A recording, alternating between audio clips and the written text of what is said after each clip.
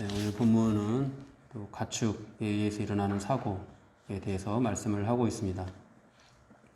하나님께서는 이 가축을 잘 관리할 책임이 주인에게 있다고 말씀을 하고 있습니다. 그래서 사람을 죽이거나 다치게 한 그 소에 대해서 소를 죽이라고 하는 그런 말씀들도 있는데요. 이것은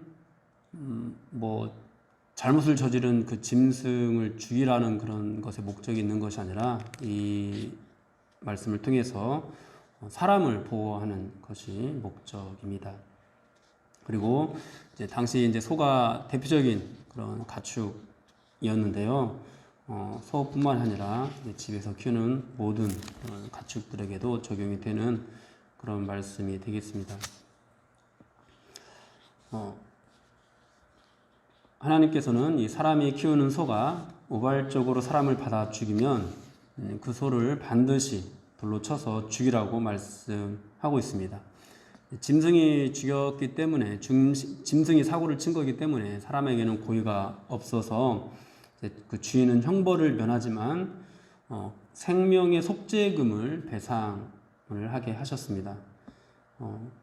사람의 고의는 없지만 자신이 키우는 그 짐승에 대해서 주인이 책임을 지도록 한 것이죠. 그런데 만일 그 소가 받는 버릇이 있고 그로 인해서 경고도 있었는데 그런데도 불구하고 관리를 잘 하지 못해서 소가 사람을 받아서 죽였다면은 그 주인도 함께 죽이라고 말씀을 하고 있습니다. 본래 이 짐승이 저지른 그 일을 사람이 사람을 죽인 것과 동일하게 그렇게 동일한 제목으로 하나님께서 처벌하도록 하신 것입니다. 오늘날로 치면은 집에서 키우는 개가 본래 무는 버릇이 있었는데 그것을 잘 관리하지 못해서 다른 사람을 물어서 죽게 했다면 살인죄를 적용한다라는 그렇게 보면 되겠습니다. 다만 이제 사람이 직접 사람을 죽인 것과는 약간의 차별을 두는데요. 주인이 배상을 하면 사형을 당하지 않을 수 있게 하신 것입니다. 그 배상은 생명의 대가로 속죄금을 내거나 아들이나 딸을 내어주는 것이었습니다. 굉장히 엄하게 그 가축을 관리하는 책임을 묻고 있는 것을 우리는 볼 수 있습니다. 그리고 이 소가 다른 사람의 소를 죽인 경우도 오늘 또 말씀을 하고 있는데요. 내 소가 다른 사람의 소를 받아 죽이면 그 소를 팔아서 그 값을 반으로 나누고 죽은 것도 또 반으로 나누게 했습니다. 그런데 만일 받는 버릇이 있는 소였다면은 주인에게 또 단속하지 않은 책임을 물어서 소를 소로 갖고 죽은 것은 이제 그가 가져가게 하셨습니다. 이와 같이 하나님께서는 사람이 키우는 짐승이 다른 사람의 생명이나 신체 혹은 재산에게 피해를 주지 않도록 그 관리에 대한 책임을 굉장히 엄격하게 묻고 있습니다. 이러한 규례는 하나님께서 본래 인간에게 주셨던 사명과도 관련이 됩니다. 하나님께서는 인간에게 복을 주시고 이 땅에 있는 모든 것들을 잘 다스리고 관리하도록 명령을 하셨습니다. 소는 본래 사람을 받으라고 지어진 짐승이 아니죠. 하나님의 창조하신 그 목적이 있습니다. 그런데 그 창조의 뜻을 어기고 소가 사람을 받았으면 그 죄에 대한 벌을 내리는 것은 당연합니다. 근데 그 벌을 내리는 데 있어서 관리를 맡은, 왜냐하면 하나님께서 관리하고 다스리도록 명령을 하셨으니까 책임을 인간에게 지우고 있는 것입니다. 하나님께서는 이 땅에 있는 모든 자연이 하나님의 창조 질서 안에서 잘 관리되고 보존되는 것을 원하십니다. 육식동물은 육식동물대로 또 초식동물은 초식동물대로 보존되고 관리되기를 원하십니다. 가축은 가축의 그 쓰임대로 또 관리하기를 원하십니다. 이러한 자연과 또 인간이 키우는 짐승들을 잘 관리할 책임이 바로 인간에게 있습니다. 네, 오늘날에는 이 가축의 개념이 이제 농사를 위해서 키우는 이제 짐승들은 이제 없어지게 됐고요. 반려견, 반려묘 이런 식으로 표현을 해서 동반자 또는 벗 이런 개념으로 바뀌고 있습니다. 좀 심한 경우에는 이제 집에서 키우는 개를 내 자식이라고 엄마라고 엄마한테 와봐 막 아빠한테 와봐 막 이렇게 표현을 하기도 합니다. 혹시 이제 여러분들 중에서 짐승을 키우는 분들이 있을지 몰라서 조심스럽긴 한데요. 사실 짐승을 사람처럼 키우는 것은 짐승에게 사람 대우를 해주는 것은 하나님의 뜻은 아닙니다. 우리가 짐승에 대해서 가지고 있는 감정대로 우리가 짐승을 키워야 되는 것이 아니라 하나님의 본래 의도대로 그냥 짐승은 짐승처럼 키워야 되는 거죠. 그렇다고 해서 뭐 학대하거나 이런 것들이 하나님의 뜻은 아니고요. 우리는 어쨌든 하나님께서 이 모든 만물을 지으신 그 목적대로 잘 관리할 그럴 책임이 있습니다. 뭐 입양한다라는 표현을 하잖아요. 짐승 반려견을 이제 키울 때 입양한다는 표현을 하는데 사실 정말 자녀가 필요하면은 사람을 입양해서 키워야 하는 게 맞습니다. 우리가 그냥 단순히 이 짐승을 그냥 내가 좋아해서 키우는 것 이거 자체는 문제가 되지 않을 수 있겠습니다만은 자식을 대신한다 이런 개념은 사실 옳지는 않습니다. 성경적으로 봤을 때요. 이 말씀은 뭐 모든 그런 어떤 그러니까 반려견이나 반려묘를 키우는 이런 것들을 다 부정하는 그런 의미는 아닙니다. 다만 그들이 이제 그것들이 사람보다 더 나은 대접을 받거나 심지어 이제 사람에게는 굉장히 멸시하고 또 갑질을 하면서 자기가 키우는 그런 짐승에게는 굉장히 또 깍듯하게 대하는 그런 태도들, 사람보다 자기가 키우는 짐승을 더 귀하게 여기는 그런 태도들은 분명히 옳지 않다라는 그런 것이죠. 사람은 모든 가축들을 하나님께서 지으신 그 목적대로 잘 보호하고 관리해야 됩니다. 그리고 자신이 관리를 소홀히 해서 그것들이 사람의 생명이나 신체 또는 재산에 손해를 입혔다면은 마땅히 그것을 관리하는 사람이 형벌을 받거나 또 배상을 해야 합니다. 하나님께서는 그 책임을 주인에게 물으시면서 사람이 관리하는 모든 짐승들로부터 다른 사람의 생명과 재산을 보호하도록 이렇게 적극적으로 명령하고 있습니다. 뿐만 아닙니다. 오늘 또 구덩이에 대한 것도 나오는데요. 사람이 판 구덩이가 이제 이것도 관리를 잘 하지 못해서 그거를 팠으면은 그거를 빨리 덮어 놓든지 아니면은 그 주변에 뭐 위험하다라는 그런 표시를 해 놓든지 해서 사람이 빠지지 않도록 해야 되는데 그런 것을 잘 하지 못해서 그곳에 다른 사람의 짐승들이 빠지게 되었다면은 거기에 대한 배상을 또 주인에게 하도록 명령을 하고 있습니다.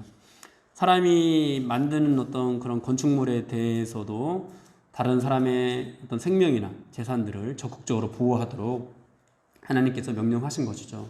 예전에도 한번 살펴보았는데요. 신명기 22장 8절 말씀을 보면은 네가 새 집을 지을 때 지붕에 난간을 만들어 사람이 떨어지지 않게 하라. 그 피가 네 집에 돌아갈까 하노라. 이렇게 말씀을 하시면서 집을 짓는데 다른 지붕에서 난간을 만들지 않은 그런 것으로 인해서 만약에 사람이 다쳐서 상처를 입게 됐으면은 그것에 대한 책임까지도 하나님께서는 그 집 주인에게 물고 있습니다. 이것은 굉장히 적극적으로 이제 다른 사람을 보호하도록 주인에게 명령을 하고 있는 것인데요. 이런 원칙들이 오늘날 법률 원칙에도 나타납니다. 그것이 이제 무과실 책임주의인데 사실 이 뭐 유럽의 법이든지 다른 미국의 법이든지 처음부터 무과실 책임주의가 있었던 것은 아닙니다. 원래는 과실 책임주의가 원칙이었습니다. 그런데 특히 이제 기업들이 회사를 운영하는 데 있어서 과실이 있을 때만 책임을 지도록 하니까 너무나 많은 그런 피해들이 사람들에게 발생을 하게 돼가지고 이제 무과실에 대해서도 책임을 지도록 하는 그런 법 조항들이 생겨나게 됐습니다. 그렇게 이제 법도 굉장히 좀 늦게 이 무과실에 대한 책임을 지도록 명령을 하셨는데 하나님께서는 그것보다 훨씬 더 이전에 무과실에 대한 그런 책임들을 사람에게 지우고 있습니다. 그렇게 해서 이제 다른 사람들을 보호하도록 하신 것이죠. 그러니까 우리가 딱 봤을 때는 뭐 당연한 거 아니냐. 왜냐하면 우리 상식으로는 짐승을 관리하지 못하면은 마땅히 책임을 져야 되니까. 그런데 불과 한 100년, 200년 전만 하더라도 이 법에는 무과실에 대한 어떤 배상을 하는 그런 규정들이 거의 없다시피 했습니다. 그러니까 이 성경에서 하나님께서 말씀하시는 이 법이 굉장히 시대를 앞서 갔던 것이죠. 하나님께서 이 모든 것들을 통해서 이 사람이 다른 사람의 생명과 안전을 적극적으로 보호하게 하셨다라는 것을 알 수가 있습니다. 그리고 그 짐승을 키우는 데 있어서도 그 짐승을 잘 관리하는 그런 책임들을 인간에게 지우고 있다라는 것을 우리는 알 수가 있습니다. 이런 모든 말씀들 우리가 이제 우리 시대에 또 적용을 하게 될 때 그리스도인들은 우리가 관리하는 모든 것들, 그것이 이제 짐승이 됐든지 아니면 우리가 소유하고 있는 그런 집이나 또는 어떤 건물들이 됐든지 여기에 대한 책임들을 다 해야 합니다. 요즘은 눈이 왔을 때 자기 집 주변에 있는 눈을 쓸지 않아서 사람이 다치면 그것까지도 집 주인에게 책임을 물고 있죠. 이것이 사실 굉장히 성경적인 것입니다. 이처럼 우리가 관리하는 그런 모든 것들을 통해서 우리는 혹시라도 다른 사람이 다치지 않을까, 혹시라도 다른 사람이 피해를 입지 않을까, 굉장히 적극적으로 모든 것들을 잘 관리해야 합니다. 또 사회적으로도 적극적으로 다른 사람들에게 상처를 주지 않는 어떤 그런 사회적인 활동들을 우리는 적극적으로 해야 되는데요. 특히 이제 이 비행 청소년들, 또 가정이 좀 가난하거나 또 소외된 그런 가정 안에서 자라는 그런 아이들에 대한 사회적인 책임을 우리 기독교인들은 적극적으로 나서서 해야 됩니다. 왜 우리 돈을 들여서 저런 아이들에게 써야 합니까? 라고 말을 할 수도 있는데요. 여러분, 그들이 자라나서 만약에 조두순이나 이런 사람들로 성장을 하게 된다면은 우리가 치러야 되는 사회적 비용은 훨씬 더 커지게 됩니다. 그러니까 그런 것들을 생각해서라도 우리는 적극적으로 이 사회에서 소외되고 있는 그런 어린 아이들에 대해서 보호하려고 하는 그런 자세를 가져야 합니다. 무상급식이 이제 거의 보편화가 되고 있는데요. 할 수만 있다면은 최소한의 수준까지 또 무상 교육들이 이루어질 수 있는 어떤 그런 마련들을 우리 사실 기독교인들은 적극적으로 해야 합니다. 그러니까 교육에 대한 어떤 모든 그런 기회들을 제공하는 측면보다도 그런 것들을 제대로 받지 못했을 때 그로 인해서 상처를 받게 되는 그런 아이들, 결국은 이제 이것들이 다 우리들에게 돌아오게 되거든요. 설사 우리들에게 돌아오지 않게 된다 하더라도 혹시라도 우리가 관리하는 이 모든 것들, 우리가 운영하고 있는 이 사회적인 모든 시스템들 안에서 혹시라도 누군가가 소외되고 상처받고 한다면은 우리는 그런 것들까지도 적극적으로 나서서 보호하고자 하는 그런 삶의 태도들을 가져야 합니다. 이것이 오늘 가축을 잘 관리하도록 명령하시는 하나님의 그런 뜻인 것입니다. 사랑하는 여러분, 여러분들은 무엇에 대해서 또 관리하시고 있습니까? 또 여러분들은 무엇에 대해서 책임을 지고 있습니까? 여러분들에게 있는 그 모든 것들로 우리가 얼마나 큰 재산을 가지고 있는 건 아니지만 그래도 사소한 것 하나라도 그런 것들 때문에 다른 사람이 상처를 입거나 혹은 피해를 보거나 심지어 생명과 재산을 해하거나 이런 일들이 발생하지 않도록 오늘도 여러분들에게 맡겨진 모든 영역들 안에서 다른 사람들을 잘 보호할 수 있는, 다른 사람들을 잘 배려할 수 있는 저와 여러분들이 되기를 축원합니다.